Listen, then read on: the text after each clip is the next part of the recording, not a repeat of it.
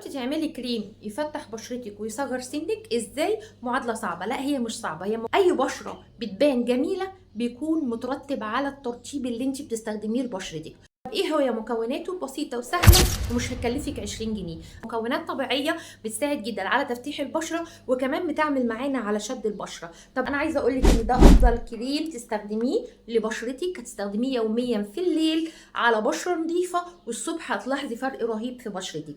طب ما تقولي يا ستي ايه هو الكريم؟ مش ببلاش يا حبيبتي، لازم تصلي على سيدنا النبي. اللهم صل وسلم وبارك على سيدنا محمد.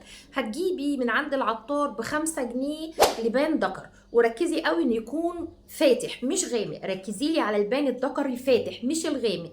عملتي كده خلاص، هتجيبي كوبايه ميه اشطفيه كويس قوي، وتجيبي لي كوبايه ميه سخنه او مغليه، وحطي لي عليها معلقه كبيره من لبان الذكر وركنيه وغطيه. ركنتيه خلاص، تعالي لي بقى على الخطوه الثانيه. هنجيب ب5 جنيه زيهم عرق سوس، معلقه كبيره، ما تبخليش على بشرتك، وهتحطيها وتحطي عليها نفس كميه الميه المغليه. اركني الاتنين.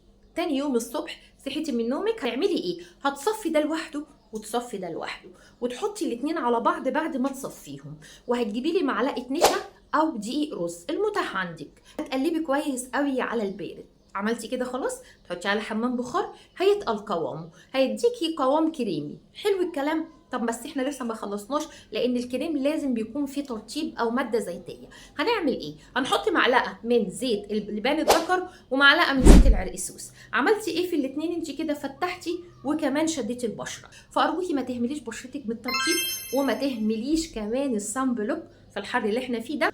بقى معاكي افضل كريم هتستخدميه لشد وتفتيح البشره.